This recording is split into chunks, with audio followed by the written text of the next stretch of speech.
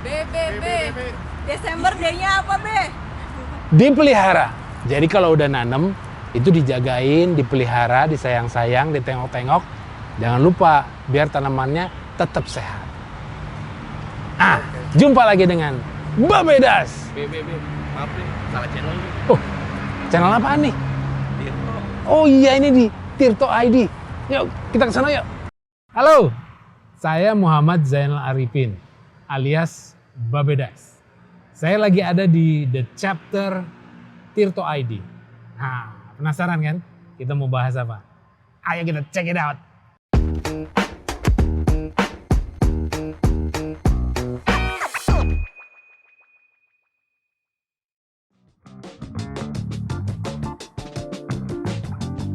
Teman-teman semua, Indonesia itu punya 3,44 juta hektar ekosistem mangrove. Itu merupakan 20% dari seluruh total ekosistem mangrove dunia. Which is, itu terbesar, terluas di dunia. Dan kita sedang ada proyek yang namanya Mangrove for Coastal Resilience. Ini sebuah pendekatan untuk melakukan rehabilitasi mangrove, tapi tidak terbatas hanya melakukan rehabilitasi saja, tapi dilakukan secara lengkap.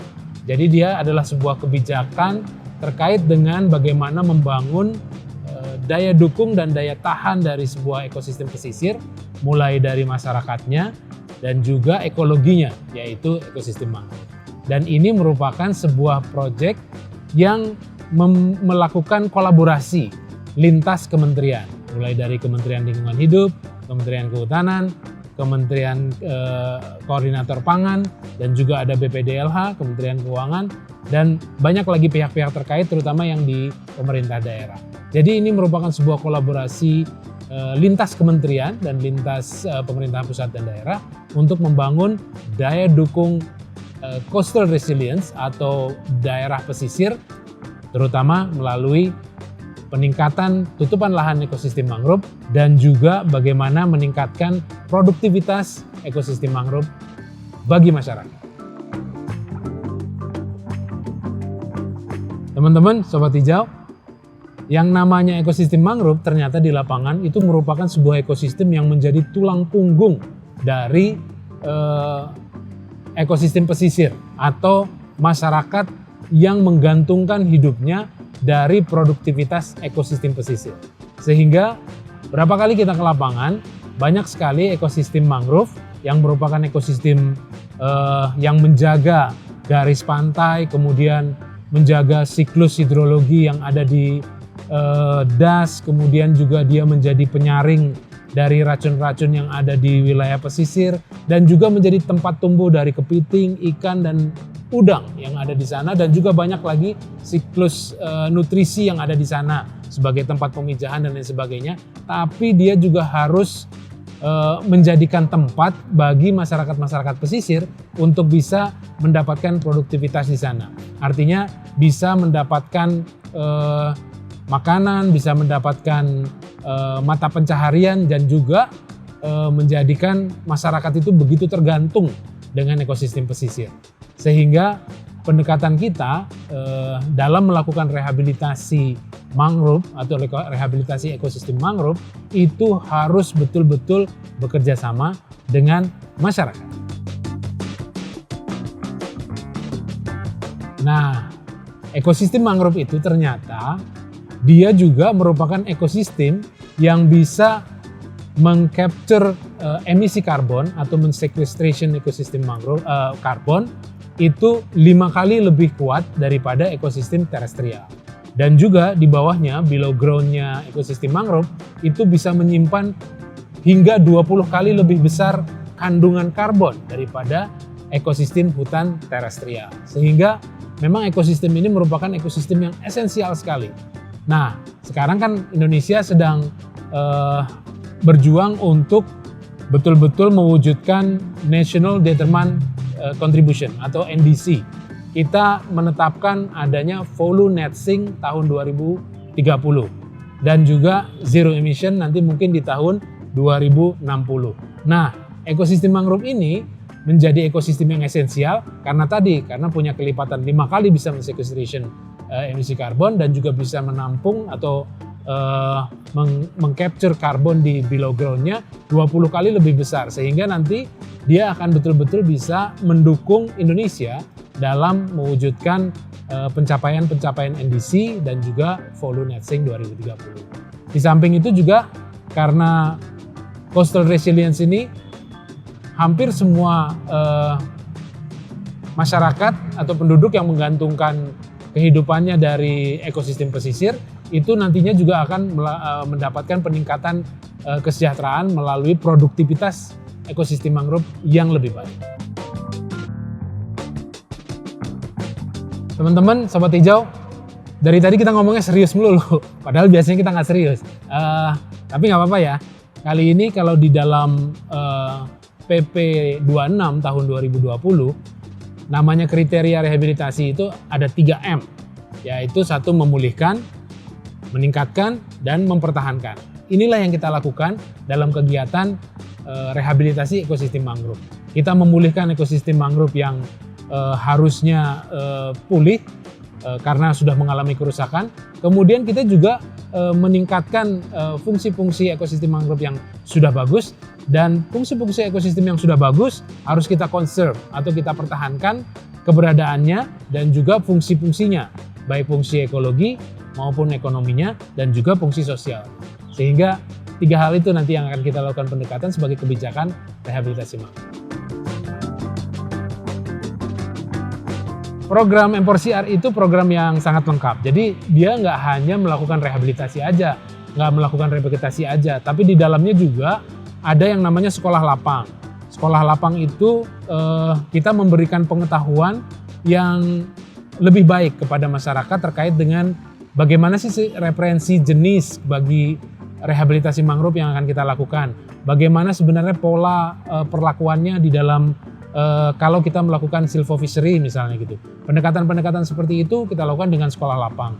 Ada juga kita melakukan desa mandiri peduli mangrove. Jadi pendekatannya adalah pendekatan desa. Kita membangun kapasitas kelembagaan di desa, kemudian terkait dengan rehabilitasi yang sudah dilakukan, desa mandiri peduli mangrove ini nantinya akan membangun bagaimana memanfaatkan hasil-hasil hutan kayu yang ada dari ekosistem mangrove. Kemudian masih banyak lagi, matching grant, kemudian ada business plan investment, dan lain sebagainya, karena pendekatan-pendekatan masyarakat. Karena masyarakat bagi kita adalah aktor utama untuk menjaga ekosistem pesisir, terutama ekosistem mangrove. Karena kita memang basisnya adalah bagaimana membangun livelihood, maka tadi pendekatannya ada pendekatan desa, pendekatan masyarakat, bisnis yang dilakukan oleh masyarakat. Artinya bisnis ini bagaimana peningkatan mata pencaharian berdasarkan produk-produk yang didapatkan dari ekosistem mangrove.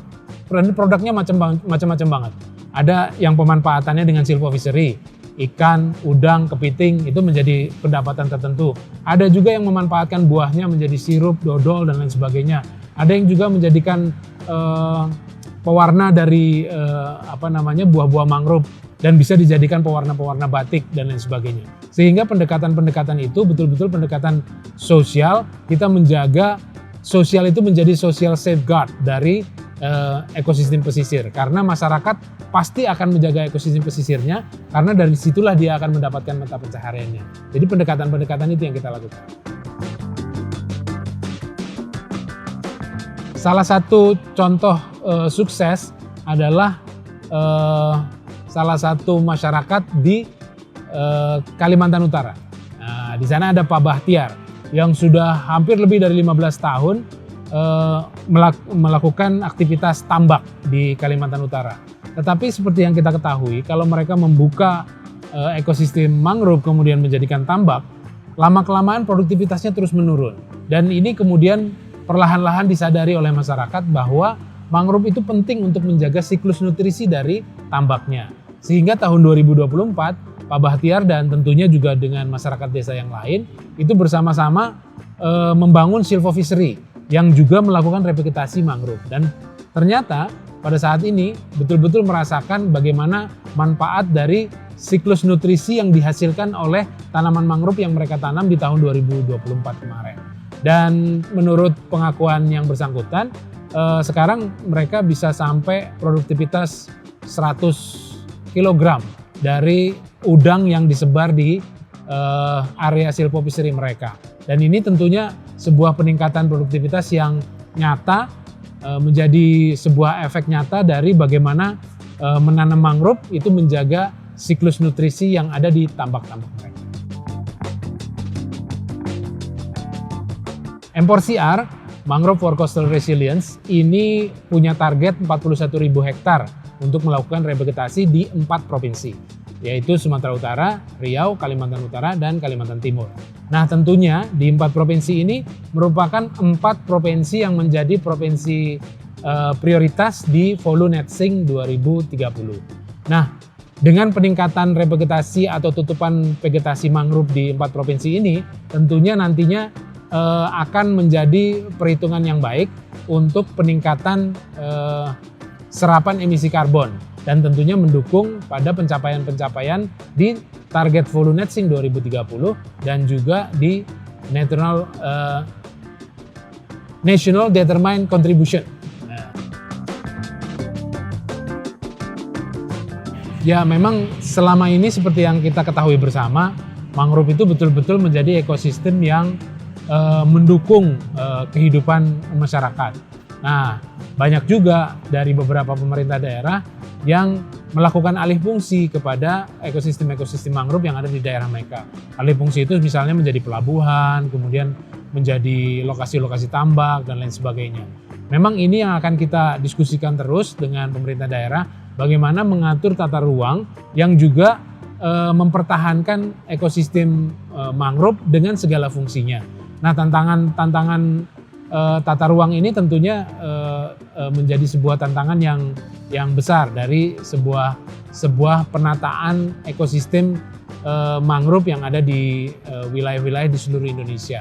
Dan tantangan yang lain tentunya seperti tadi, karena banyak masyarakat yang menggantungkan kehidupannya di ekosistem mangrove yang mungkin belum mempunyai wawasan yang cukup terkait dengan ekosistem mangrove, menganggap bahwa kalau ada mangrove-nya justru mengganggu produktivitas mereka. Padahal ini yang terus kita sosialisasikan ke masyarakat, mangrove itu dapat menjaga siklus nutrisi dari tambak-tambak mereka. Sehingga memang ini harus ada sebuah negosiasi di lapangan, negosiasi tentang kepentingan ekonomi dari masyarakat, kepentingan sosial, dan juga kepentingan ekologi. Karena mangrove ini betul-betul sebuah ekosistem yang esensial. Orang mungkin bisa aja merasa kehilangan di pantai, padahal dia juga mempengaruhi siklus hidrologi das secara keseluruhan. Jadi betul-betul harus kita pertahankan, namun harus kita negosiasikan kepentingan ekonomi, sosial, dan ekologi.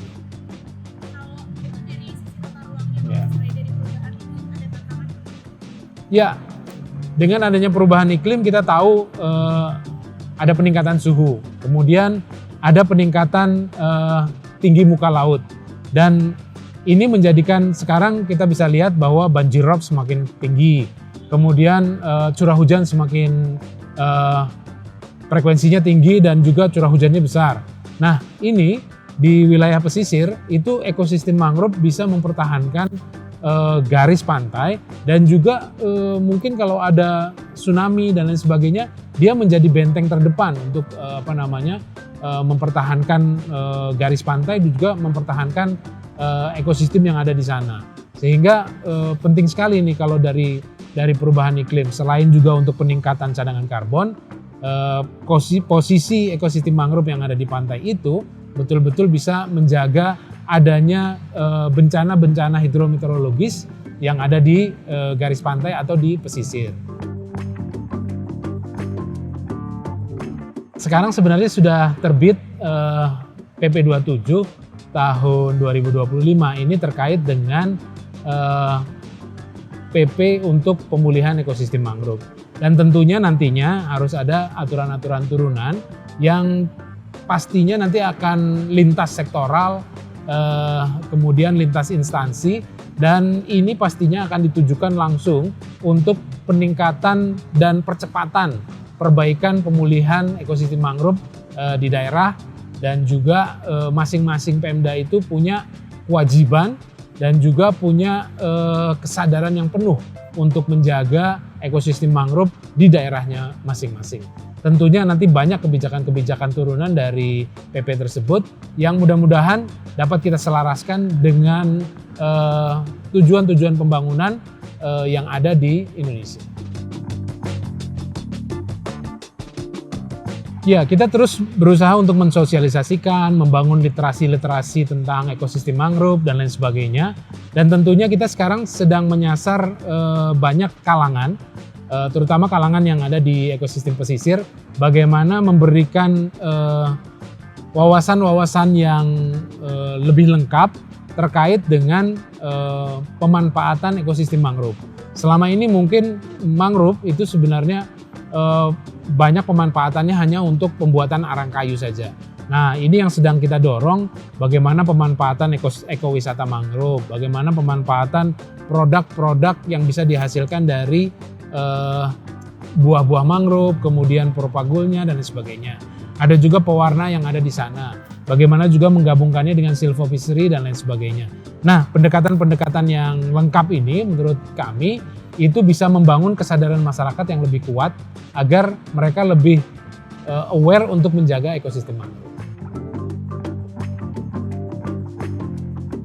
Nah, sekarang kita juga melakukan sosialisasi dan literasi ke anak-anak muda, ke para influencer, ke para orang-orang yang senang menyuarakan lingkungan. Nah, ini banyaknya anak muda nih. Nah, kita punya program untuk literasi kepada anak muda, terutama membangun kesadaran mereka untuk ikut menjaga dan melestarikan ekosistem mangrove. Kita sekarang nanti akan punya acara yang keren banget, yaitu Mangrove Art and Music Festival. Di sana nanti ada fun run, ada family walk, ada literasi mangrove, ada pameran foto terkait dengan ekosistem mangrove, ada artnya juga terkait dengan ekosistem mangrove, ada lomba cerpen terkait dengan ekosistem pesisir dan mangrove, ada juga nanti pentas-pentas yang akan kita hadirkan, yang intinya agar menarik semua kaum muda, menarik teman-teman muda untuk bisa ikut dan membangun wawasan baru tentang bagaimana memulihkan dan mengkonservasi, memelihara ekosistem mangrove. Anak muda menjadi ujung tombak kita ke depan. Oke.